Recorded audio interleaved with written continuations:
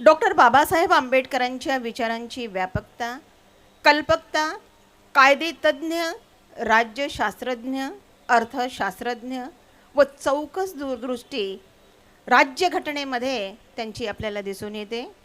भारतीय संविधानात लोकशाही, समता व सामाजिक न्याय या तत्वांना अग्रक्रम आहे. या मूल्यांशी सुसंगत असे संस्थात्मक, सांस्कृतिक, सामाजिक, आर्थिक, शैक्षणिक आणि राजकीय परिवर्तन घडवून आणण्यासाठीच संविधानाची निर्मिती झालेली आहे. भारतीयांना समतेची वागणूक, समान अधिकार तसेच कर्तव्याची जाणीव करून देणारे संविधान आजच्या दिवशी स्वीकारले गेले. भारतरत्न डॉक्टर बाबासाहेब आंबेडकरांनी अथक परिश्रमातून संविधानाची निर्मिती केली. त्यांच्या या कार्याचे कृतज्ञ स्मरण करण्यासाठी जरी या संविधान दिवसाचे आयोजन करण्याचे प्रयोजन जरी असले तरीसुद्धा संविधानिक भारतात आजही ज्या समस्या भेडसावत आहेत, आजही वाढती सामाजिक आणि आर्थिक विषमता म्हणजे भारतीय संसदीय लोकशाही पुढील आव्हान ठरणारी आहेत. लोकशाहीचे चौथे खांब असणारी प्रसार माध्यमे, त्यांची वर्तमान स्थिती काय आहे? एवढेच नव्हे तर लोकशाहीचे असलेले चारही स्तंभ, शासन, प्रशासन, न्यायव्यवस्था, पत्रकारिता यांची स्थिती अतिशय चिंताजनक असल्याचे आपल्याला दिसून येते. आजही लोकशाहीच्या चौथा स्तंभ संशयाच्या भोवऱ्यात सापडल्याचे चित्र आपल्याला दिसते आहे. आज आपण याच सर्व विषयांवर विचार मंथन करणार आहोत. जय भीम. अतिशय महत्त्वाच्या भागाकडे आपण आलेलो आहोत आणि तो म्हणजे बक्षीस वितरण. I once again welcome all to this wonderful programme of Samvidhan day celebration. मी सचिन देव बक्षीस वितरणाच्या कार्यक्रमाचे संचालन करण्यासाठी आपल्यासमोर आलेलो आहे. मला ही संधी दिल्याबद्दल मी संयोजन समितीचे आभार व्यक्त करतो. संविधान दिवस समारोहाच्या अनुषंगाने मागील वर्षीप्रमाणे यावर्षी देखील विविध स्पर्धांचं आयोजन 19 आणि 20 नोव्हेंबर 2022ला अस्मिता बुद्ध विहार येथे करण्यात आले. या स्पर्धांचं आयोजन अतिशय चांगल्या वातावरणात आणि उत्साहाने पार पडले. स्पर्धेमध्ये 2 विविध गट होते. गट अ म्हणजे वर्ग 1 ते वर्ग 4 आणि गट ब म्हणजे वर्ग 5 ते वर्ग 8. या स्पर्धांना उत्तम असा प्रतिसाद लाभला. मुलामुलींनी अति उत्साहाने यात आपले कौशल्य दाखविले. विविध स्पर्धांच्या अंतर्गत स्पर्धकांच्या कौशल्यांचं मूल्यांकन करण्याकरिता त्या स्पर्धांकरिता परीक्षकांची सुद्धा नेमणूक करण्यात आली होती. त्यांच्या कुशल मार्गदर्शनाखाली स्पर्धकांच्या कामगिरीचं मूल्यांकन करण्यात आलं आणि त्यांना क्रमांक देण्यात आले. परीक्षकांची नावे खालीलप्रमाणे आहेत. निबंध स्पर्धेसाठी परीक्षक होते आयुष्यमान प्रकाश श्यामकुवर साहेब. उद्देशिका पाठांतर स्पर्धा याकरिता 3 परीक्षक होते. त्यांची नावे आहेत आयुष्यमती कृषा गौतमी नगरकर मॅडम, आयुष्यमान रत्नघोष सोनपिंपडे साहेब, आयुष्यमान राम लोणे साहेब. चित्रकले स्पर्धेसाठी आपले परीक्षक होते आयुष्यमान अविनाश चहांदे सर. वरील सर्व परीक्षकांचे मी संयोजन समितीच्या वतीने आभार व्यक्त करतो. तसेच विविध अभ्यासिकेतील विद्यार्थ्यांकरिता संविधान अभिवादन स्पर्धा परीक्षा देखील आयोजित करण्यात आली होती. यात संविधानावर आधारित बहुपर्यायी प्रश्नांचा पेपर विद्यार्थ्यांना देण्यात आला होता. एकूण 50 गुणांची ही परीक्षा होती. मुख्यतः दक्षिण पश्चिम नागपूर भागातील अभ्यासिकांसाठी ही संविधान सन्मान अभिवादन स्पर्धा परीक्षा होती. त्या विहारातील मान्यवरांकडे याची जबाबदारी देण्यात आली होती. त्या सर्व विहारातील मान्यवरांनी ती जबाबदारी उत्तम रीतीने पार पाडली. त्याकरिता मी त्या सर्वांचे आभार व्यक्त करतो आणि त्यांचे अभिनंदन देखील करतो. आता आपण वळूया थेट बक्षीस वितरणाकडे.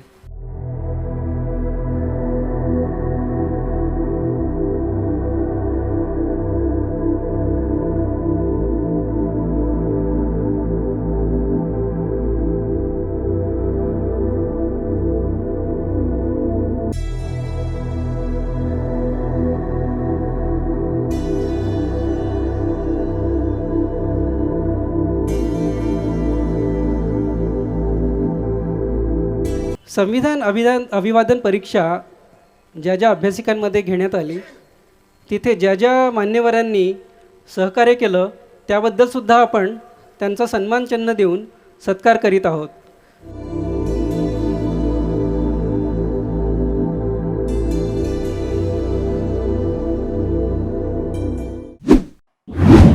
नमस्कार, आदाब, सत श्री अकाल, जय भीम, जोहार. मेरा नाम है नवीन कुमार.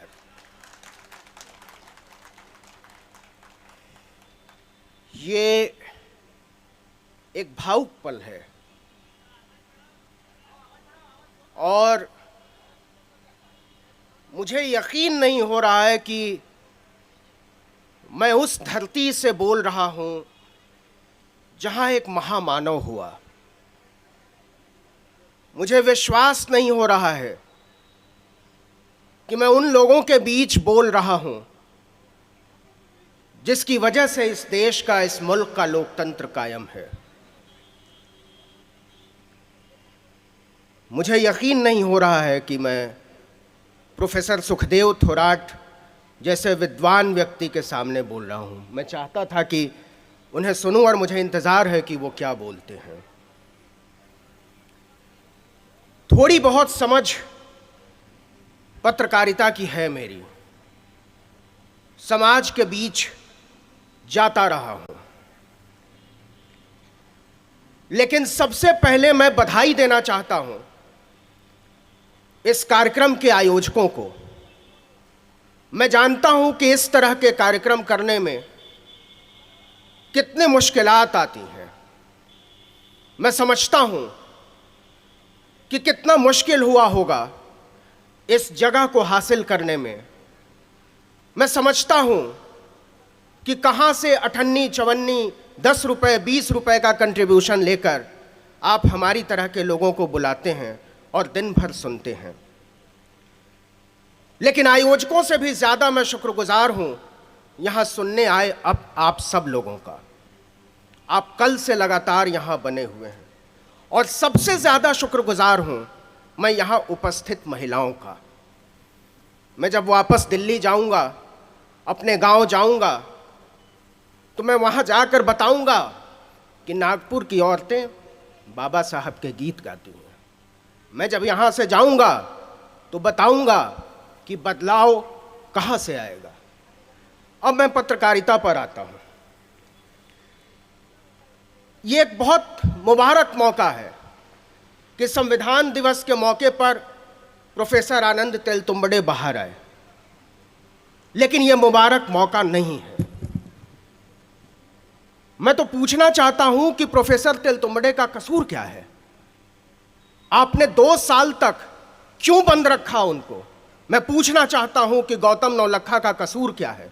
मैं पूछना चाहता हूं कि सुधा भारद्वाज का कसूर क्या है. कसूर है उनका लोकतंत्र के पक्ष में खड़ा होना. कसूर है उनका इंसानियत के पक्ष में खड़ा होना. इस मुल्क में आज हुकूमत का ऐलान है कि जो भी लोकतंत्र के पक्ष में खड़ा होगा, जो भी संविधान के पक्ष में खड़ा होगा, जो भी न्याय के पक्ष में खड़ा होगा, जो भी बराबरी के पक्ष में खड़ा होगा, जो भी समता और बंधुत्व के पक्ष में खड़ा होगा, या तो उसको गोली मारी जाएगी और नहीं तो उसको जेल जाना होगा. हम चौराहे पर खड़े हैं और हमारे सामने लकीर बहुत साफ है. हमको चुनने के लिए कह दिया गया है कि आप चुनेंगे क्या. आप जेल चुनते हैं कि बराबरी चुनते हैं. आप मौत चुनते हैं, आप इंसानियत चुनेंगे, आप संविधान चुनते हैं या फिर मनु की संहिता चुनते हैं. तो फर्क है कहां. हमारे सामने विकल्प है कहां. हमारी और आपकी तरह के लोगों के सामने बिल्कुल सीधी सड़क है और वह सड़क संविधान की है. लेकिन इससे आगे का सवाल यह है कि संविधान बचेगा क्या.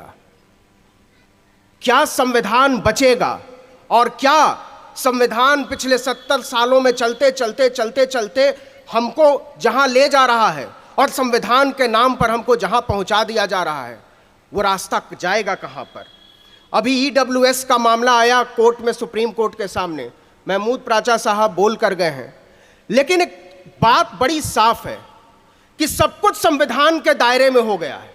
संविधान पीठ ने कहा कि ईडब्ल्यूएस का आरक्षण जायज है. मतलब आपने ऑफिशियली मान लिया कि 50% का जो ब्रैकेट था उसको तोड़ देना जायज है और आप 60% के खांचे में चले गए पूरे तरीके से संविधान के दायरे में। तो एथिक्स जो आप कहते हैं, जो आप नैतिकता की बात करते हैं, वो नैतिकता किसके लिए है, वो नैतिकता किसके खिलाफ है, इस बात पर बात होनी चाहिए।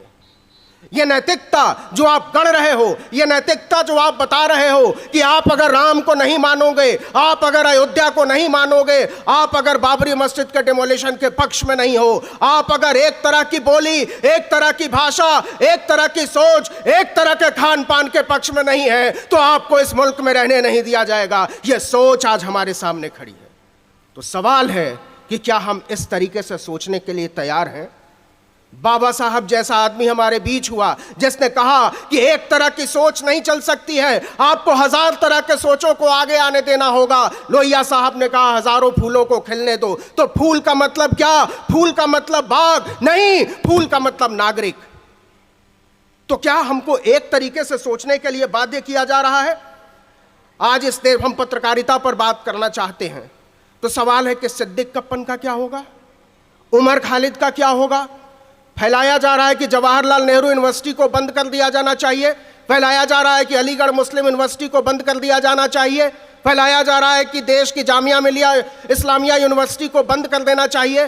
तो क्यों बंद कर देना चाहिए? क्या इसलिए बंद कर देना चाहिए कि वहां आतंकवादी पलते हैं? क्या इसलिए बंद कर दिया जाना चाहिए कि वहां देशद्रोही पलते हैं? क्या इसलिए बंद कर दिया जाना चाहिए कि सरकार की सोच वहां पे पढ़ने वाले पढ़ाने वाले लोगों के खिलाफ है? नहीं साहब, आप इसलिए बंद कर देना चाहते हैं कि आप दलितों के पढ़ने के खिलाफ हैं, आप इसलिए बंद करना चाहते हैं कि आप पिछड़ों के पढ़ने के खिलाफ हैं, आप इसलिए बंद करना चाहते हैं कि आप आदिवासियों और पसमानदा के पढ़ने के खिलाफ हैं, क्योंकि आपको पता है 10 रुपए, 20 रुपए, 50 रुपए की रसीद पर पढ़ने वाले लोग कल को संविधान बचाने के लिए निकलेंगे तो आपके लिए चेहरा छिपाना मुश्किल हो जाएगा। आप कॉन्स्पिरेसी को समझिए। ये जो साजिश रची जा रही है चोर दरवाजे से, ये जो बात की जा रही है प्राइवेट एजुकेशन की, आप प्रोफेसर साहब बैठे हुए हैं, 1995 में इस देश में एक प्राइवेट यूनिवर्सिटी थी, सिक्किम मणिपाल यूनिवर्सिटी। आज इस देश में 422 प्राइवेट यूनिवर्सिटी है। आप सोचिए 25 साल में ये 450 गुने का ग्रोथ है। और आप देखिए कि सरकारी यूनिवर्सिटी कितने खुली, आप देखिए कि सरकारी कॉलेज कितने खुले। फिर आप देखिए कि आज यूजीसी ने पिछले महीने एक गाइडलाइन जारी की, उसने एक हिफा बना दिया, हायर एजुकेशन फंडिंग एजेंसी। हिफा क्या करेगा? वो क्या करेगा कि यूनिवर्सिटी को कर्जा देगा, कॉलेजेस को कर्जा देगा कि आप साहब पढ़ाइए, पढ़ाने के लिए आपको बिल्डिंग की ज़रूरत पड़ेगी, आपको प्रोफेसर की ज़रूरत पड़ेगी, आपको इंफ्रास्ट्रक्चर की ज़रूरत पड़ेगी, इसके लिए हम आपको कर्जा देंगे। और यूनिवर्सिटी का वाइस चांसलर, कॉलेज का प्रिंसिपल किसी बैंक एजेंट की तरह काम करेगा। वो छात्रों से पैसा कमाएगा और हेफा को सूद समेत वापस करेगा। ये प्रोफेसर जगदीश कुमार ने कहा है इंटरव्यू में कि ये जो आप मॉडल चला रहे हो एजुकेशन का, ये चलने वाला नहीं है। तो सवाल है कि जब हेफा से कर्जा लेकर मुनाफे पर यूनिवर्सिटी चलेगी तो मुनाफाखोर पैदा होगा, देश का नागरिक पैदा नहीं होगा। तो इस देश की पूरी व्यवस्था को मुनाफाखोरों के हाथ में डाल देने की जो साजिश रची जा रही है, इस देश के पूरे दिमाग को जो एक तरीके से सोचने के लिए अभ्यस्त बनाया जा रहा है, उस सोच को समझने की ज़रूरत है, उसको काउंटर करने की ज़रूरत है। और वो काउंटर हम तब करेंगे जब हम संविधान को समझेंगे, जब हम समझेंगे कि आर्टिकल 19 क्या है, जब हम समझेंगे कि आर्टिकल 14 क्या है, जब हम समझेंगे कि आदमी और आदमी को अलग नहीं किया जा सकता है। आप कहते हो कि ईडब्ल्यूएस की जरूरत है, आप कहते हो कि आरक्षण जो है एक आर्थिक कार्यक्रम है, यह गरीब लोगों के लिए चलाया जाना चाहिए। देश का एक सुप्रीम कोर्ट का एक जज कहता है कि नहीं साहब, आरक्षण को अंतहीन समय के लिए जारी नहीं रखा जा सकता, इस पर विचार करना पड़ेगा। तो बताइए जज साहब, एक ब्राह्मण का नाम बताइए जिसको पानी, मटकी का पानी पीने की वजह से जिसके बच्चे को मार दिया जाता है। बताइए जज साहब, इस मुल्क को बताइए कि जिसको पगड़ी पहनने की वजह से मार दिया जाता है। बताइए जज साहब, आप बताइए जिसको घोड़ी पर चढ़ने से उतार लिया गया। और अगर आप इसका जवाब नहीं देते हैं तो इस देश को जातीय आरक्षण की जरूरत है, क्योंकि ये एक सामाजिक उन्मूलन कार्यक्रम जो आप कहते हैं, जो एक सामाजिक अपराध हुआ है, केवल उसको सॉरी कहने का तरीका है। लेकिन काम इससे भी नहीं चलेगा। बात को आगे ले जाना पड़ेगा। बात को इसलिए आगे ले जाना पड़ेगा कि जब आप प्राइवेट यूनिवर्सिटीज खोल रहे हो, जब आप प्राइवेट नौकरियां कर रहे हो, तो आप इस घपले में नहीं फंसा सकते इस देश को कि आरक्षण केवल सरकार में जारी रहेगा। 69,000 नौकरियां निकली उत्तर प्रदेश में, बंदरबांट हो गया। कल 15 लोगों का रिजल्ट आया है, ओबीसी की 1 सीट है। यह सब संविधान के दायरे में हो रहा है, यह सब नियम और कानून के दायरे में हो रहा है। इसलिए मैं आपको सचेत करने आया हूं। वाढती सामाजिक व आर्थिक विषमता, सांसदीय लोकशाही पुढील आव्हाने ह्या विषयावर आपल्यासमोर काही विचार मांडावे, हा विषय मला संयोजकांनी दिलेला आहे। प्रथम मी जी संयोजन समिती आहे ज्यांनी संविधान दिवस समारोह आयोजित केला त्यांचे अभिनंदन करतो, ॲप्रिशिएशन करतो। फार मोठी लिस्ट आहे मागच्या बाजूला, नाव घेणं शक्य होणार नाही, परंतु सध्याच्या स्थितीमध्ये संविधान दिवसाची आठवण करणे आणि त्याचं महत्त्व लक्षात आणून देणे आणि संविधानामध्ये ज्या ज्या वेगवेगळ्या भाग आहेत त्यावर चर्चा करणे हे अधिक महत्त्वाचं आहे। मी सांगितल्याप्रमाणे भारतीय समाजामध्ये सामाजिक आणि आर्थिक विषमता आणि लोकशाही ह्यासमोर जे नवीन आव्हाने उभे झालेले आहेत मागच्या 75 वर्षाच्या काळानंतर, त्याविषयी आपल्यासमोर काही चर्चा करेल। सामाजिक आणि आर्थिक भेदभाव आणि असमानता जर आपल्याला बोलायचं असेल तर तेथे थोडंसं क्लिष्ट असं विश्लेषण करावं लागतं, आकडेवारी द्यावी लागते, ज्यामध्ये प्रेक्षकांचा फारसा काही इंटरेस्ट नसतो किंवा उत्साह नसतो। परंतु मला असं वाटते हे प्रश्न गंभीर असल्यामुळे या सर्व गोष्टी नीटपणे आपल्याला समजून घेणं फार आवश्यक आहे। आपण अत्यंत गंभीर अशा स्थितीमधून जात आहोत आणि कधी आपण असे बोललो नाही किंवा अशी चिंता व्यक्त केली नाही की घटनेला वाचवा, लोकशाहीला वाचवा। सुरुवात झाली ही जेव्हा अटल बिहारी वाजपेयी प्राईम मिनिस्टर झाले होते, तेव्हा त्यांनी घटनेचा रिव्ह्यू करण्याकरता एक कमिटी बसवली।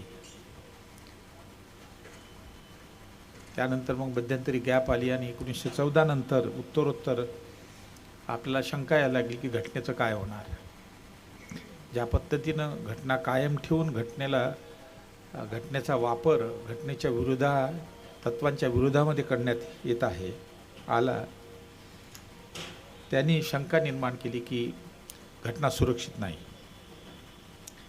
आणि घटनेमध्ये विशेषतः जे घटनेचे जे 5 पिलर आहेत, रिपब्लिक, सॉवरीन, सेक्युलरिझम, सोशलिझम आणि डेमोक्रेसी, ह्या 5 तत्वामध्ये विशेषतः लोकशाहीला जो आहे तो धोका आहे आणि म्हणून लोकशाही सुद्धा वाचवा अशा प्रकारचा मोठा आवाज उठवण्यात आला। मी आपल्यासमोर लोकशाही, पॉलिटिकल डेमोक्रेसीची स्थिती काय आहे सध्याची,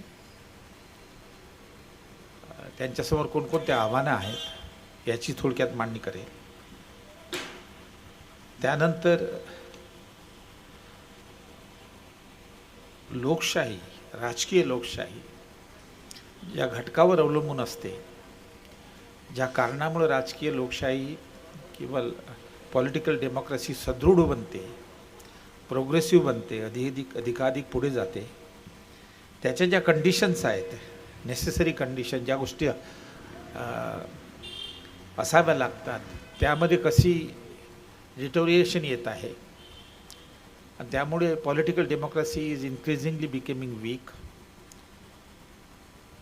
आणि त्याला प्रामुख्याने सामाजिक असमानता आणि आर्थिक असमानता कशी कारणीभूत आहे ह्याविषयीची काही माहिती आपल्याला देईल। पण हे सर्व करत असताना मला असं वाटते आपल्याला दोन गोष्टी प्रामुख्याने समजून घेतल्या पाहिजेत गंभीरतेने. त्या अशा की पॉलिटिकल डेमोक्रेसी काय आहे हे सर्वांनी सांगितलेलं आहे. त्याच्याविषयी थोडीशी चर्चा मी करेल, ती आपल्याला माहीत आहे.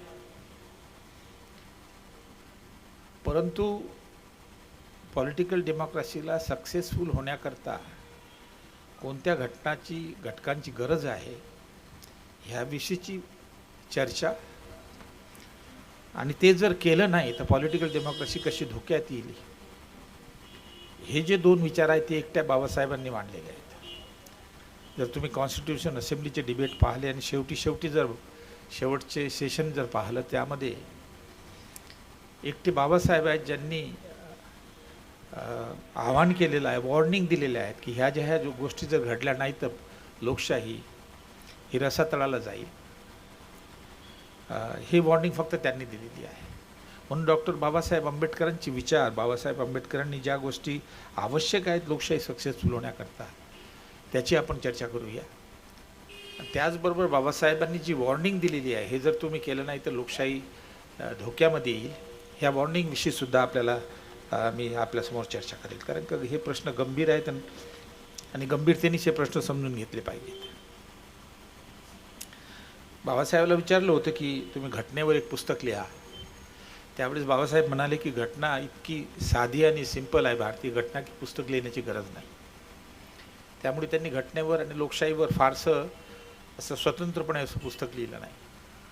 अनेक पुस्तकं लिहिलेली आहेत, परंतु घटनेवर असं स्वतंत्रपणे लिहिलं नाही. परंतु त्यांनी बरेचसे भाषणं केले, ज्या भाषणामधून ह्या ज्या दोन तीन गोष्टी आहेत ह्या आपल्याला स्पष्ट लक्षात येतात. एक म्हणजे की लोकशाही म्हणजे काय, पॉलिटिकल डेमोक्रेसी म्हणजे काय, what are the necessary condition which will make democracy successful, आणि ती जर केले नाही तर पॉलिटिकल डेमोक्रेसी कशी काय अडचणीमध्ये येईल, हे त्यांनी आपल्या भाषणामधून सांगितलं. पण सर्वात महत्त्वाचा मुद्दा तो हा की जो येथे बसलेल्या जनतेला महत्त्वाचा आहे आणि सर्वांनाच महत्त्वाचा, तो असा म्हणजे की शेड्यूल कास्ट, शेड्यूल ट्राईब आणि OBC यांचं पॉलिटिकल रिप्रेझेंटेशन लोकशाहीच्या माध्यमातून गव्हर्नमेंटमध्ये कसं करायचं, हा मुद्दा त्यांनी 1919 पासून तो थेट 1950पर्यंत चर्चेला घेतला आणि त्याचे मॉडेल दिलेले आहेत. आणि आज आपण अडचणीत आलेलो आहे. यांनी उल्लेख केलेला आहे की 130 MP आपले आहेत, परंतु ते आवाज उठवत नाहीत. तर त्याची कारणमीमांसा आपण केली पाहिजे की पॉलिटिकल रिप्रेझेंटेशन इफेक्टिव्ह का नाही. बाबासाहेबांनी जे 25 नोव्हेंबरला जे भाषण केलं, शेवटचं भाषण, त्यामध्ये बरेचशा आव्हानं केलेले आहेत की पॉलिटिकल डेमोक्रेसी सक्सेसफुल होण्याकरता सोशल डेमोक्रेसी आणि इकॉनॉमिक डेमोक्रेसी असणं फार महत्त्वाचं आहे. Unless we have a social and political economic democracy at the base of a political democracy will not be successful. पण त्याच्यामध्ये विवेचन नाही आहे. आपल्याला दोन त्यांची भाषणं फार महत्त्वाचे दिसतात. ते म्हणजे त्यांनी DAV कॉलेज जालंधरला 1952च्या दरम्यानमध्ये एक भाषण दिलं आणि त्यानंतर लॉ कॉलेज लायब्ररी पुणे येथे त्यांनी भाषण दिलं. लिखित स्वरूपाचे भाषण आहे ते दोन्ही. आणि दोन्ही भाषणामध्ये पॉलिटिकल डेमोक्रेसीला सक्सेस होण्याकरता काय आपण केलं पाहिजे, काय टाळलं पाहिजे, ह्याची व्यवस्थितपणे चर्चा आहे. ते लिखित स्वरूपाचे भाषणं आहेत, एक्स्टेम्पोरे नाही आहेत. म्हणून त्याच्या आधारावर आपल्याला पॉलिटिकल डेमोक्रेसीच्या सक्सेसफुल होण्याच्या कंडिशन आपल्याला पाहायला मिळतात. त्यानंतर बाबासाहेबांचं व्हॉल्यूम 4 आहे, रिडल ऑफ हिंदुइझम. याच्यामध्ये 22 रिडल आहे, 22 नंबरचं रिडल आहे. ते नीटपणे जर तुम्ही वाचलं तर अत्यंत संक्षिप्त स्वरूपात बाबासाहेबांनी पॉलिटिकल डेमोक्रेसी काय, त्याचे सक्सेसफुल होण्याकरता काय गोष्टी केल्या पाहिजे, नाहीतर कोणते धोके आपल्या समोर आहेत, हे आपल्या त्या याच्यामधून त्यांनी सांगितलं. तर हे असं जर हे काही लिखाण जर आपण 2-3 त्यांची भाषणं आणि ऑफकोर्स कॉन्स्टिट्यूशन असेंब्लीमध्ये जेवढे काही डिबेट झाले जिथे त्यांनी इंटरव्ह्यू केलं, त्यामधून आपल्याला पाहायला मिळतं. हे मी जाणून बुजून आपल्याला सांगत आहे. Indian institute of Dalit study, ज्या इन्स्टिट्यूटचा मी चेअरमन आहे दिल्लीला, 20 वर्षपूर्वी जुनी ती इन्स्टिट्यूट आहे. त्या institute doctor Ambedkar and democracy and anthology असं पुस्तक काढलेलं आहे, ऑक्सफर्डनं काढलेलं आहे. पहा, ज्यांना याच्यामध्ये डॉक्टर बाबासाहेबांचे डेमोक्रेसीवरचे विचार समजून घ्यायचे असतील. त्याचे एडिटर आहेत Christopher Jaffrelot, a Chinese French scholar, and Narendra Kumar from JNU. त्याची मला त्या पुस्तकाला म्हणजे 13-14 पानाची फॉरवर्ड आहे. त्याच्यामध्ये सर्व इश्यू मी डिस्कशनला घेतलेले आहे. तर ही माहिती आपल्याला जेवढं काही बाबासाहेबचे लिखाण आहे त्याच्या माध्यमातून मिळते. आपण डेमोक्रेसीच्या डेफिनेशनकडे तर नाही, परंतु जो कॉन्सेप्ट आहे तो थोडासा समजून घेतलेला बरा, की त्यामुळे त्याची जी कारणं आहेत, कंडिशन आहेत, त्या समजण्याकरता आपल्याला सोयीचं होईल. बाबासाहेबांनी पॉलिटिकल डेमोक्रेसी काय आहे हे व्यवस्थितपणे 3-4 ठिकाणी मांडलेलं आहे. एक लक्षात असू द्या की डेमोक्रेसी ही विशेषतः गरिबाकरता, दलिताकरता, आदिवासीकरता फार महत्त्वाची आहे.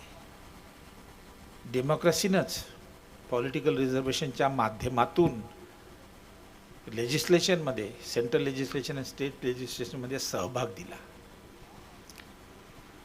आणि लेजिस्लेशन जे आहे ते लॉ बनवतं, एक्झिक्युटिव्ह पॉलिसी बनवून इम्प्लिमेंट करतं, आणि ज्युडिशियरी जे आहे is a sort of watch dog on the government. परंतु जो काही सहभाग मागासवर्गीय यांना मिळाला, विशेषतः शेड्यूल कास्ट, शेड्यूल ट्राईबला आणि मायनॉरिटीला, मुस्लिमांना, आता नाही तो त्यावेळेस होता. या सहभाग लोकशाहीमध्ये रिप्रेझेंटेशनच्या माध्यमातून मिळाला. म्हणून लोकशाही, political representation is very key thing. तुमच्या लक्षात यायला पाहिजे की बाबासाहेब जेव्हा 1919ला पहिल्यांदा सीनवर आलेत इंग्लंडवरून आल्यानंतर, तर त्यावेळेस साऊथ बेरो कमिशन आलं, त्यावेळेस ब्रिटिश कॉन्स्टिट्यूशनमध्ये बदल करण्याकरता. त्यानंतर 1929ला सायमन कमिशन आलं ब्रिटिश कॉन्स्टिट्यूशनमध्ये रिफॉर्म करण्याकरता. त्यानंतर 3 राऊंड टेबल कॉन्फरन्स झाल्या. ह्या सर्व 20 वर्षाच्या काळामध्ये बाबासाहेबांनी जो एक आग्रह धरला तो हा आग्रह असा होता की आम्हाला लेजिस्लेचरमध्ये, स्टेट अँड प्रॉव्हिन्शियल रिलेशनमध्ये, सेंट्रल आणि प्रॉव्हिन्शियल रिलेशनमध्ये आम्हाला सहभाग द्या. जर सहभाग मिळाला, रिप्रेझेंटेशन मिळाला, तर धोरणं बनवता येतील, नीती बनवता येतील, लॉ बनवता येईल, आणि ह्या धोरणाच्या माध्यमातून प्रगती होऊ शकते. दुसऱ्या कशाच्या माध्यमातून प्रगती होऊ शकत नाही. तुम्ही पक्ष स्ट्रॉंग कराल, काही अंशी निवडूनसुद्धा याल, पण जेथपर्यंत तुम्ही धोरणं बदलणार नाहीत, आर्थिक, सामाजिक ज्या धोरणाच्या माध्यमातून जनतेच्या जीवनामध्ये परिवर्तन होईल, तिथपर्यंत काही नाही. म्हणून कोणत्याही पॉलिटिकल पक्षाला, जितक्या काही फ्रॅक्शन्स आहेत RPIच्या आणि सर्व BSPच्या असतील, अजून कशाच्या असतील, ज्या फ्रॅक्शन आहेत, त्यांना हाच एक प्रश्न विचारला पाहिजे की तुमच्या 20-25 वर्षाच्या काळामध्ये तुम्ही असं कोणतं धोरण केलं ज्याच्यामुळे दलित समाजामध्ये आर्थिक आणि सामाजिक परिवर्तन आलं. बाकी सर्व गप्पा आहेत. तर बाबासाहेबांनी 1919 पासनं ते थेट 32पर्यंत ताणून धरलं की दलितांना पॉलिटिकल रिझर्वेशन मिळावं, पब्लिक एम्प्लॉयमेंटमध्ये रिझर्वेशन मिळावं, एज्युकेशन इन्स्टिट्यूशनमध्ये रिझर्वेशन मिळावं, पैसे द्यावेत, फंड द्यावे एज्युकेशनल डेव्हलपमेंट करता थ्रू स्कॉलरशिप अँड फेलोशिप. हे एवढ्यासाठी त्यांनी केलं की त्यांना माहीत आहे की याच्यामुळं एज्युकेशनल अँड इकॉनॉमिक एम्पॉवरमेंट होईल दलितांची. पण एज्युकेशन अँड इकॉनॉमिक एम्पॉवरमेंट होण्याकरता धोरणं बनवायचे, कायदा बनवायचा, त्याच्याकरता लेजिस्लेशनमध्ये पॉलिटिकल रिप्रेझेंटेशन होणं फार आवश्यक आहे. म्हणून पॉलिटिकल रिझर्वेशन त्यांनी सारखा आग्रह धरला, जस्टिफिकेशन केलं. मुस्लिमांना, अँग्लो इंडियनना रिझर्वेशन होतं. 1910ला मुस्लिमांना पॉलिटिकल रिझर्वेशन होतं. युरोपियननासुद्धा थ्रू नॉमिनेशन रिझर्वेशन होतं. इंडियन ख्रिश्चननासुद्धा रिझर्वेशन होतं, पण दलितांना नव्हतं. बाबासाहेबांनी पहिल्यांदा जस्टिफाय केलं की Dalit, schedule caste, untouchable, depress classes शब्द होतं त्यावेळेस, की depress classes how they are in minority, they are minority and therefore they deserve to have a political reservation similar to that of Muslim. आणि 20 वर्ष जगाकडून शेवटी 1932ला त्यांना मिळालं पुन्हा पॅटतर्फे. ब्रिटिशांनी दिलं, गांधीजींनी आग्रह धरला की सेपरेट इलेक्टेड देणार नाही, जॉईंट इलेक्टेड देईल, तो आपल्याला मिळाला. महत्त्वाचा मुद्दा मला असं सांगायचा आहे की representation of Dalit in democracy, in the governance, in legislation, in executive, executive म्हणजे मिनिस्टर आणि ॲडमिनिस्ट्रेशन. लेजिस्लेशन कायदा पास करतं, मिनिस्टर धोरणं करतात, ॲडमिनिस्ट्रेशन इम्प्लिमेंट करतं धोरणांना. तर ह्याच्यामध्ये दलितांना सहभाग असला पाहिजे डेमोक्रेसीच्या माध्यमातून, हा त्यांचा आग्रह सुरुवातपासून होता. म्हणून त्यांनी डेमोक्रॅटिक पार्टिसिपेशनवर फार भर दिला आणि त्याच्यामध्ये he was greatly in support of parliamentary democracy. हे त्यांचं एक वाक्य आहे.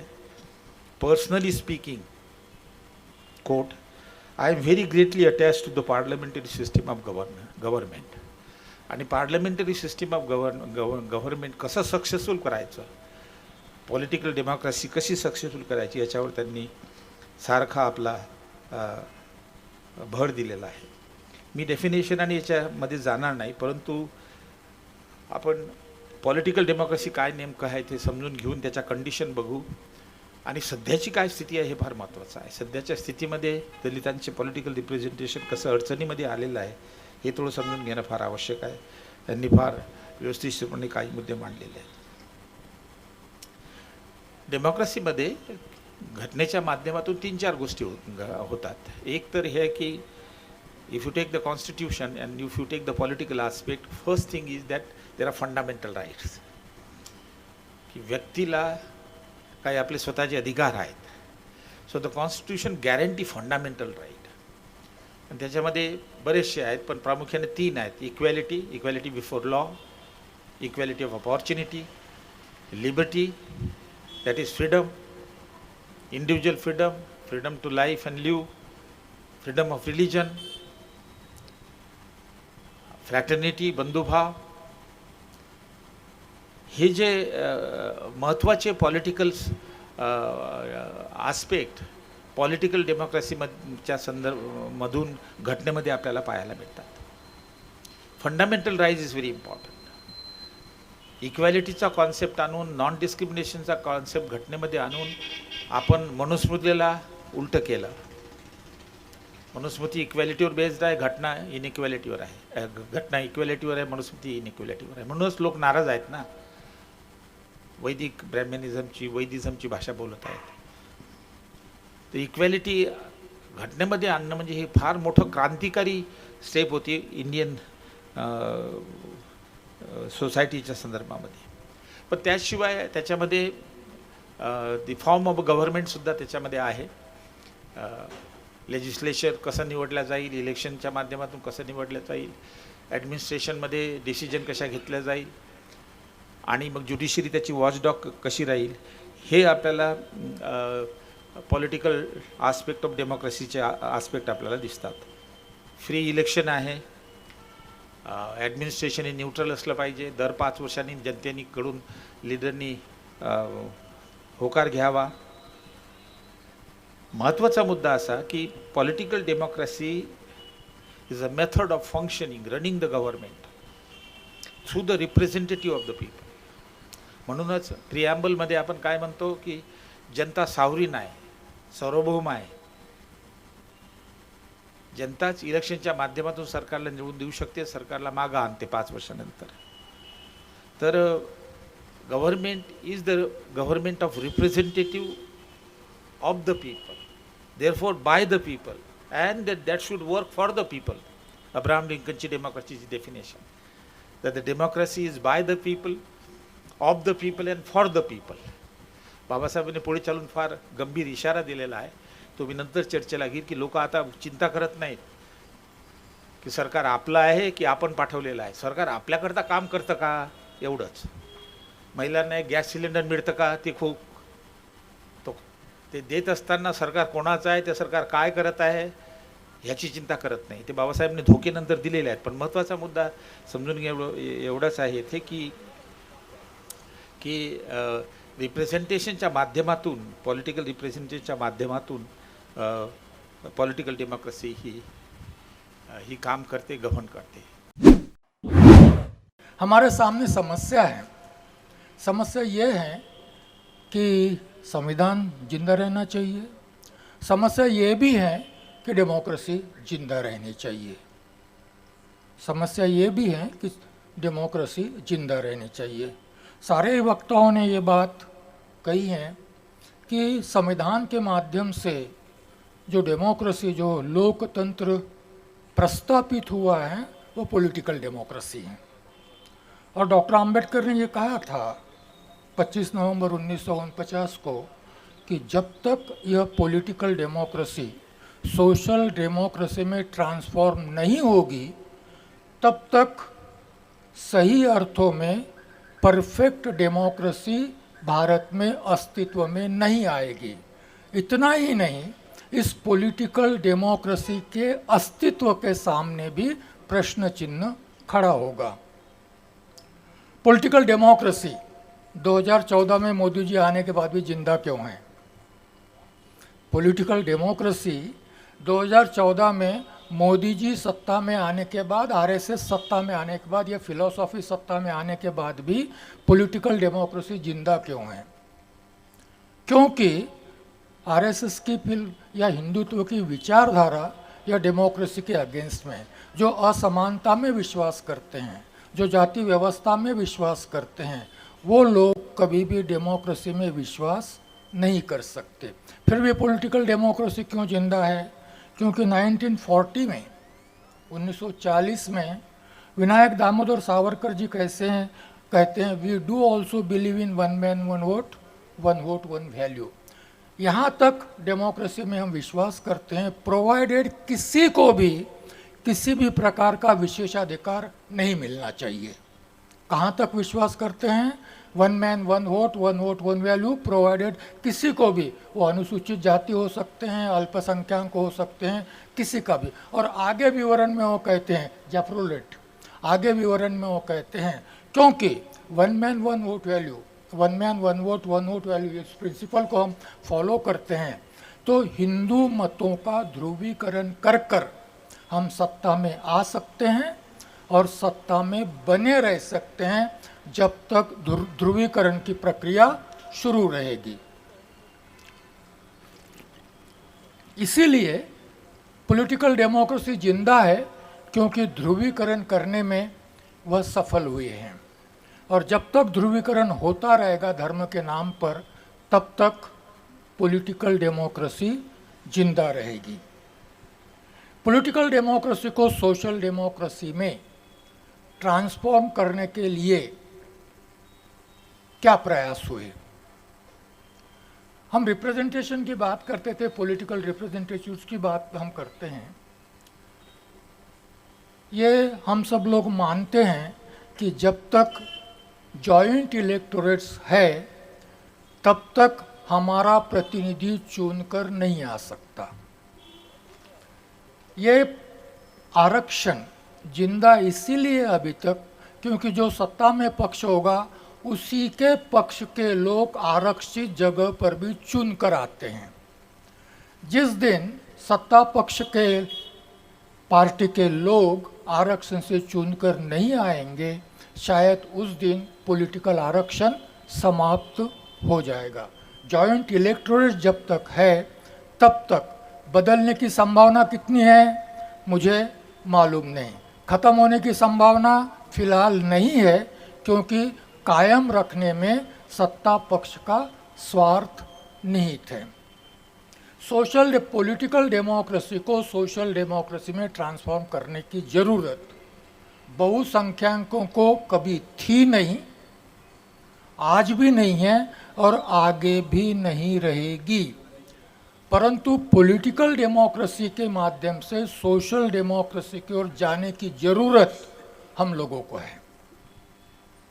पॉलिटिकल डेमोक्रेसी के माध्यम से सोशल डेमोक्रेसी की ओर जाने की जरूरत हम लोगों को है। यदि हम प्रयास नहीं करेंगे तो सिस्टम में परिवर्तन की संभावनाएं बिल्कुल बनी नहीं रह सकती। हमें सोच कर बैठें कि बहुसंख्यक लोग परिवर्तन की बात करेंगे तो यह परिवर्तन कभी भी संभव नहीं होगा। सोशो इकोनॉमिक पॉलिटिकल जस्टिस, जैसे डॉक्टर बाबा साहब अम्बेडकर कहते हैं कि समता, स्वतंत्रता, बंधुता, यह बातें अलग नहीं की जा सकती, उसी प्रकार से सोशल जस्टिस, इकोनॉमिक जस्टिस और पॉलिटिकल जस्टिस यह सेपरेट नहीं किया जा सकता। इकोनॉमिक जस्टिस है तो सोशल जस्टिस मिलने की संभावना बढ़ती है, social equality, social equal opportunity संभावना बढ़ती है, पॉलिटिकल पार्टिसिपेशन बढ़ने की भी संभावना बढ़ती है। एक बढ़ने से दूसरा बढ़ता है, इसको हम कहते हैं वर्चुअस सर्कल। परंतु social injustice, economic injustice, political injustice, यदि ये विशियस सर्कल शुरू होता है तो तीनों सफ़र होते हैं। पॉलिटिकल पार्टिसिपेशन कम होगा, इकोनॉमिक पार्टिसिपेशन कम होगा, इकोनॉमिक पार्टिसिपेशन कम होगा, सोशल जस्टिस मिलने की संभावना विद्यमान नहीं रहेगी। इसलिए हमको इन तीनों बातों को समझना चाहिए। 2014 के बाद ऐसा लगता है कि सोशल इनइक्वलिटी या सामाजिक असमानता में वृद्धि हो रही है। मैं इस बात को दूसरे ढंग से रखना चाहूँगा, क्योंकि पॉलिटिकल डेमोक्रेसी सोशल डेमोक्रेसी में ट्रांसफॉर्म हुई ही नहीं। इसका मतलब यह है कि 1950s में जो समाज व्यवस्था थी वही समाज व्यवस्था 2022 में भी जैसे कि वैसी है, उसमें किसी प्रकार का कोई परिवर्तन नहीं हुआ। परिवर्तन हुआ तो दो बातों में हुआ। पहले 2014 के पहले अनुसूचित जाति पर अन्याय अत्याचार होते थे, उसके लिए आंदोलन भी किए जाते थे। आंदोलन पीड़ितों को न्याय मिले इसलिए होते थे और पीड़क को दंडित किया जाना चाहिए इसलिए होते थे। और सरकार शायद सॉफ्ट हिंदुत्व वाली बोल सकते हैं उसको, इस प्रकार से थी, तो उस आंदोलनों को वो सोचती भी थी और उसके बारे में कुछ एक्शंस होती भी थी। 2014 के बाद परिस्थिति ऐसे आ गई, 2014 से 19 की यदि बात करें तो non state actors supported by the state, मैं जो बात बोल रहा हूं, non state actors supported by the state, उस स्टेट का पार्ट नहीं थे परंतु स्टेट सपोर्टेड थे, उनके द्वारा अनुसूचित जाति, जनजाति और अल्पसंख्यकों को अत्याचार बढ़ने लग गए। आंदोलनों की तीव्रता कम होने लग गई क्योंकि आंदोलनों का प्रभाव हो नहीं रहा था। सरकार आंदोलनों की तरफ देखने के लिए भी तैयार नहीं थी। आंदोलनों का प्रभाव घटता जा रहा था और स्टेट सपोर्टेड एक्टर्स अन्याय अत्याचार करते रहे थे। 2019 के बाद state become the party now. अब स्टेट द्वारा अन्याय अत्याचार हो रहे हैं और इसीलिए स्टेट द्वारा यदि अन्याय अत्याचार होते हैं और judiciary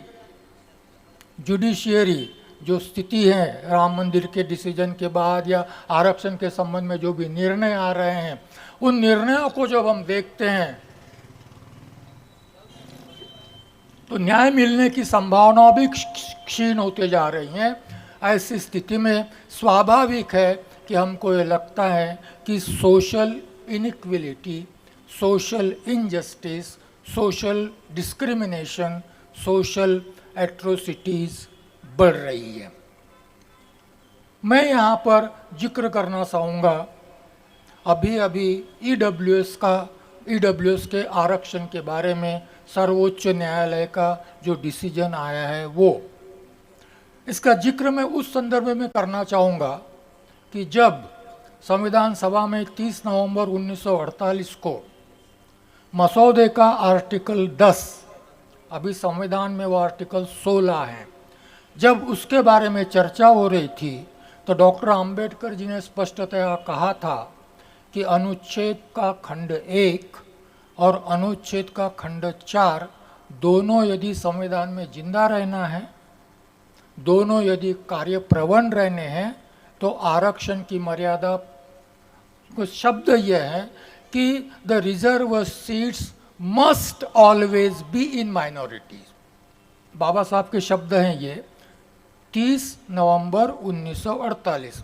reserve seats must always be in minority. उनका तर्क ये था कि यदि रिजर्वेशन की 50% की मर्यादा बढ़ जाती है तो अनुच्छेद 16 का खंड 1 जो इक्वेलिटी ऑफ अपॉर्चुनिटी की बात करता है वो जिंदा नहीं बचेगा, वो मर जाएगा। वो खंड जिंदा रखना है। मतलब हमें समाज कैसे बनाना है?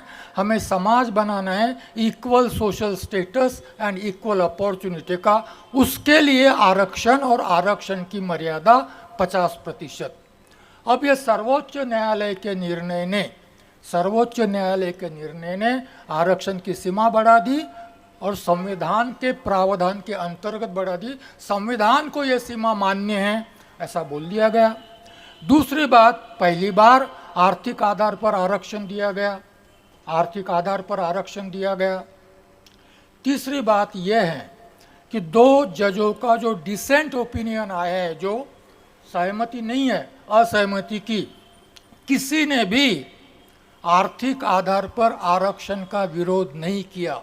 5 में से किसी भी न्यायमूर्ति ने आर्थिक आधार पर आरक्षण का विरोध नहीं किया।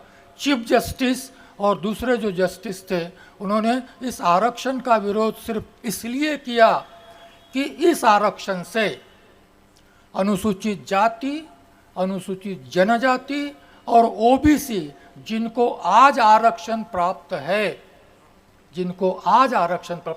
इन समुदायों में से जो गरीब है उनको एक्सक्लूड किया गया ईडब्ल्यूएस में से। समझ रहे मेरी बात को? इन समुदायों में जो गरीब हैं उनको इस ईडब्ल्यूएस के आरक्षण से एक्सक्लूड किया गया और यह एक्सक्लूजन असमानता को प्रमोट करता है, संविधान को मान्य नहीं, इसलिए हम इसका विरोध करते हैं।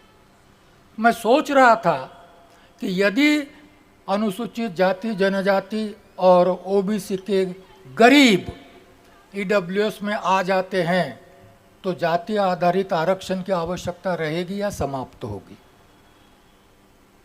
मेरी बात समझ, मेरे पास इसका जवाब अभी फिलहाल नहीं है, सोचना पड़ेगा इसको। यदि ये गरीब सारे इसमें आ जाते हैं तो फिर आगे चलकर केवल आर्थिक आधार पर आरक्षण की संभावना बन जाएगी, शायद जाति आधारित आरक्षण समाप्त हो जाएगा। एक न्यायाधीश महोदय ने कहा भी है कि अब जाति आधारित आरक्षण की समाप्ति का समय आ गया है। दूसरी संभावना मेरे लिए बड़ी चिंता की बात है, यदि आरक्षण की सीमा ऐसे ही बढ़ती जाए और आर्थिक आधार पर आरक्षण भी आ जाए तो 16(1) मर जाएगा। मेरी चिंता वो है। आज हम बाबा साहब का नाम लेकर आरक्षण की बात करते हुए भी समानता की बात करते हैं, परंतु 16(1) जब मर जाएगा आरक्षण की सीमा बढ़ते बढ़ते तो जाति व्यवस्था परमानेंट हो जाएगी। आरक्षण भले ही कायम रहेगा नहीं रहेगा मुझे मालूम नहीं, जाति व्यवस्था परमानेंट हो जाएगी, हो जाने की संभावना इस सुप्रीम कोर्ट के जजमेंट से बन जाती है, ऐसा मैं सोचता हूँ। ये मेरा मत है। मैं आह्वान करता हूँ आप सब लोग इंटेलेक्चुअल लोग हो, इस आरक्षण के निर्णय को गंभीरता से पढ़ना चाहिए, क्योंकि केवल आरक्षण पर इसका प्रभाव नहीं हो रहा है। संविधान का बेसिक आधार जो है समानता, उस समानता के सिद्धांत के लिए ये सर्वोच्च न्यायालय का जजमेंट बड़ा ही दुखदायी है। और इसीलिए यदि हम समानता को जिंदा रखना चाहते हैं तो सर्वोच्च न्यायालय के इस निर्णय को गंभीरता से देखना चाहिए। और दूसरी बात जो है, पॉलिटिकल आरक्षण हो, सर्विसेज में आरक्षण हो या एजुकेशन में आरक्षण हो, एक सवाल कभी कभी मेरे मन में आता है, मैं थोड़ा सर से सहमत हूँ कि भाई जब तक बहुसंख्यांक अपने आप को बदलेंगे नहीं तब तक इस समाज में समानता नहीं आ सकती। इस मत से मैं सहमत हूँ, परंतु जब तक हम लोग उनको बदलने के प्रयास नहीं करेंगे शायद तब तक भी समानता हमसे दूर ही रहेगी। प्रयास हमें करने हैं। If we are the representatives, आरक्षण के लाभार्थी यदि हम रिप्रेजेंटेटिव्स हैं तो हम लोगों का दायित्व बनता है कि समानता लाने के लिए रिप्रेजेंटेटिव्स करके प्रयास करें, आरक्षण के केवल लाभार्थी ना रहे। आर्थिक आरक्षण की बात जब हम करते हैं, आर्थिक असमानता की बात करते हैं, थोरात जी ने बड़े विस्तार से इस बात को रखने का प्रयास किया है। मैं एक दो चीज़ों की ओर ध्यान आकर्षित करना चाहता हूँ और मैं भी वही रेफ़र करूँगा जो थोरात साहब ने रेफ़र किया है। स्टेट्स एंड माइनॉरिटीज़ का रेफरेंस मैं भी देना चाहूँगा। 5वीं सबसे बड़ी अर्थव्यवस्था 2027 तक शायद तीसरी सबसे बड़ी अर्थव्यवस्था बनने की संभावनाएं व्यक्त की जा रही हैं। जापान और जर्मनी को पीछे छोड़कर हम तीसरी अर्थव्यवस्था बनेंगे। मैं आर्थिक असमानता की बात कह रहा हूँ, जैसे कैसे बढ़ रही है। दूसरी ओर ये चित्र प्रस्तुत किया जाता है कि इतनी बड़ी अर्थव्यवस्था होने के बाद भी भारत का per capita income Bangladesh, Indonesia और श्रीलंका जैसे भारत की तुलना में गरीब अर्थव्यवस्था होने के बाद भी अधिक है। ऐसा भी देखिए इसको, श्रीलंका, इंडोनेशिया और बांग्लादेश, इनका पर कैपिटा इनकम भारत से ज़्यादा है। मैं दूसरी ओर ध्यान आकर्षित करना चाहता हूँ। एक तरफ अदानी अंबानी की संपत्ति बढ़ रही है।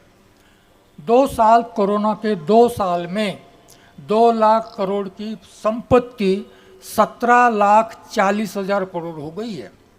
2 साल में 2 लाख करोड़ की संपत्ति अडानी की 17,40,000 करोड़ हुई है। मोदी की ही बात करें तो मोदी जी कहते हैं कि 80 करोड़ लोगों को हम मुफ्त में अनाज देते हैं। समझ में आ रही बात?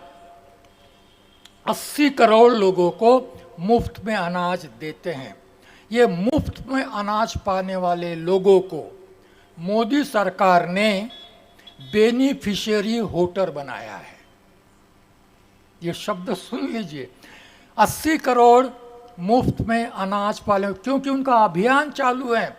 गवर्नमेंट स्कीम्स के अंतर्गत जिनको जिनको लाभ मिल रहे हैं, सबके यहाँ उनका कार्यकर्ता पहुँच रहा है और ये बताने का प्रयास कर रहा है कि तुम मोदी सरकार की इस योजना के लाभार्थी हो, सरकारी योजना के नहीं, सरकारी योजना के नहीं। हमारी सरकार नहीं है, डेमोक्रेसी है, डेमोक्रेसी है, हमारे चुने हुए लोग हैं, उनकी सरकार बनी है, हमारी सरकार नहीं है, सरकार मोदी जी की है और हम मोदी जी के सरकार के लाभार्थी हैं। और फिर जैसा थोरात जी ने कहा है, डॉक्टर अंबेडकर जी भी कहते हैं, जिसके पास आजीविका नहीं है, जिसके 80 करोड़ लोग जिनके पास आजीविका नहीं है, वह लोग कभी भी विवेक से, स्वतंत्रता से अपने वोट का अधिकार का उपयोग नहीं कर सकते। और इसीलिए पॉलिटिकल डेमोक्रेसी में यह स्वतंत्र स्वयंभू वोटर आज बेनिफिशियरी वोटर बन गया है। और बेनिफिशियरी वोटर किसको वोट देगा, इसका जवाब डॉक्टर बाबा साहब आम्बेडकर ने उसको दिया है। उसके पास चॉइस नहीं है, जिंदा रहना है तो उसके पास चॉइस नहीं है। बाबा साहब कहते हैं कि वो सरेंडर करता है अपने सारे फंडामेंटल राइट्स को। जिंदा रहने के लिए वो अपने सारे फंडामेंटल राइट्स को सरेंडर करता है। वोटिंग राइट भी वह सरेंडर कर देगा।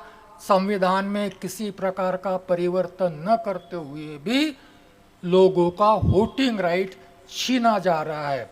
और इसके लिए भारत के डेमोक्रेसी को फ्री डेमोक्रेसी नहीं कहा जाता, इसको कहता है इलेक्टोक्रेसी। चुनाव है, इसलिए डेमोक्रेसी भारत में जिंदा है। और इसीलिए हम गर्व के साथ कहते हैं कि इतना सारा होने के बाद भी डेमोक्रेसी जिंदा है। यह सरकार की नीति है। आर्थिक विषमता बढ़े, आर्थिक विषमता बढ़े, वोटर बेनिफिशियरी वोटर हो, गरीबी बढ़े, यह सरकार, अमीरों की अमीरी बढ़े, गरीबों की गरीबी बढ़े, यह सरकार की इकोनॉमिक पॉलिसी है। ऑटोमेटिक नहीं हो रहा है, जानबूझकर यह किया जा रहा है। क्यों किया जा रहा है जानबूझकर? मेरी दृष्टि से 2 कारण हैं। अडानी अंबानी, इसको एक बड़ा अच्छा शब्द प्रयोग किया गया है, क्रोनी कैपिटलिज्म। इसको हिंदी में अनुवाद कर यारी पूंजीवाद कहा जाता है। यारी भांडवलदारी, दोस्ती का भांडवलदारी। कुछ दोस्तों को हम बेनिफिट देते हैं, इसके दो लाभ हैं। पहला लाभ तो यह है कि इलेक्शन बहुत खर्चीला हो गया है, पैसा चाहिए। सबसे अमीर पार्टी कौन सी है भारत में? सबसे अमीर पार्टी कौन सी है? बीजेपी है। इलेक्टोरल बॉन्ड्स का फंड्स सबसे किसको मिलता है? सबसे अधिक खर्च कौन कर सकता है? सबसे अधिक खर्च भी इलेक्शन जीतने के लिए जितना पैसा चाहिए उतना पैसा हम आपको देते हैं। प्रॉफिट कमाने के लिए अर्थव्यवस्था इस प्रकार से बनी रहनी चाहिए कि हमारा प्रॉफिट बनता रहे, और आपने उनको सोशल स्लेव बनाया है, हम उनको इकोनॉमिक स्लेव बनाएंगे। ये अर्थव्यवस्था क्या कहाँ ले जा रही है हम लोगों को?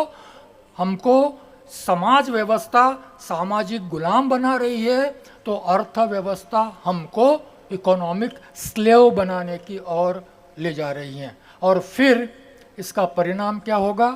इसका परिणाम वही होगा जो यह व्यवस्था चाहती हैं, और वो व्यवस्था का परिणाम ये होगा कि आर्थिक दृष्टि से हम आजीविकाहीन होंगे, सोशल दृष्टि से हमारी स्थिति वही बन जाएगी, पॉलिटिकल राइट्स हम लोगों के पास नहीं रहेंगे। तो आर्थिक व्यवस्था और सोशल व्यवस्था के चलते पॉलिटिकल डेमोक्रेसी भी अभी खतरे में आ रही है। इसको इस प्रकार से समझ लेना चाहिए। मित्रांनो, आपण सगळ्यांनाच माहीत आहे की अंबाझरीला जे आंबेडकर सांस्कृतिक भवन होतं ते पाडलं गेलं आणि खाजगी संस्थेकडे देण्यात आलेलं आहे। त्यासाठी मागील 1-2 महिन्यापासून आंदोलन सुरू आहेत। आता त्याच्या एका टप्प्यावर आपण सगळ्या विविध अशा आपल्या ज्या संस्था आहेत त्याच्यामार्फत आपण निषेधाचा ठराव करतो आहे। तर मी निषेधाचा ठराव वाचून दाखवतो। रंजल्या गांजल्यांच्या कैवारी दीनदुबळ्याचा तारणहार उच्चशिक्षित युगप्रवर्तक भारतीय संविधानाचे शिल्पकार डॉक्टर बाबासाहेब आंबेडकर यांच्या नावाने नागपुरातील अंबाझरी तलावाकाठी बगीच्यात उभारलेल्या डॉक्टर आंबेडकर सांस्कृतिक भवन उद्ध्वस्त केल्याबद्दल आम्ही महाराष्ट्र शासनाचा निषेध करतो। आपली संमती असेल तर आपण टाळ्या वाजवावं त्या ठिकाणी आणि संमती दर्शवावी। तसेच सगळ्यात महत्त्वाचं म्हणजे आपल्या आंबेडकरी समाजात पुन्हा एका नव्या चेतना निर्माण होत आहे आणि त्याचं तुम्हाला प्रत्युत्तर जे म्हणू ते 6 डिसेंबरला दिसणार आहे। 6 डिसेंबरला नागपुरातच नव्हे तर पूर्ण महाराष्ट्रातच नव्हे तर पूर्ण भारतात आणि जगातील काही देशात ब्लड फॉर डॉक्टर आंबेडकर अशी संकल्पना घेऊन ब्लड डोनेशनचा कॅम्प केला जात आहे। तर आपल्या घरातली जी तरुण मुलं मुली असतील, जे कोणी तरुण असतील, आपण +60 वाले देऊ शकत नाही, तर अशांना आपण प्रोत्साहित करावं आणि त्या उपक्रमात सहभागी व्हायला लावावं, एवढीच या ठिकाणी मी त्यांच्यामार्फत विनंती करतो। धन्यवाद। जय भीम सगळ्यांना। स्वातंत्र्य, समता, बंधुत्व, वैज्ञानिक दृष्टिकोन या आधुनिक मूल्यांचा 2500 वर्षापूर्वी शिकवण देणारे युगनायक तथागत भगवान बुद्ध, तथागतांच्या मानवी मूल्यांची पेरणी अंधकारयुक्त महायुगात करणारे समस्त संत पुरुषांना, समाजक्रांतीचे जनक महात्मा ज्योतिबा फुले, क्रांतिज्योती सावित्रीबाई फुले, ज्यांची स्मृती शताब्दी आहे, ते लोकराजा राजश्री शाहू महाराज, भारतीय घटनेचे शिल्पकार डॉक्टर बाबासाहेब आंबेडकर, या सर्व महामानवांनी आदरपूर्वक अभिवादन करतो। आभार प्रदर्शनाचा अत्यंत महत्त्वाचा कार्यक्रम माझ्याकडे आला आहे, त्याकरिता मी आधीच संयोजकांचे आभार मानतो। आभार प्रदर्शन म्हणजे कृतज्ञता व्यक्त करण्याचा सोहळा। ज्यांनी सहकार्य केले, सहयोग केला, त्या सर्वांप्रती कृतज्ञतेची भावना व्यक्त करणं, धन्यवाद देणं हे नैसर्गिक आहे। म्हणूनच या कृतज्ञता सोहळ्यात कृतज्ञता व्यक्त करण्यासाठी उभा आहे। सर्वप्रथम मी आजच्या चर्चासत्राचे अध्यक्ष माननीय प्राध्यापक देविदास घोडेस्वार सर यांना आपणास संविधानिक मूल्याची जाणीव करून दिली त्याबद्दल त्यांना साधुवाद देतो।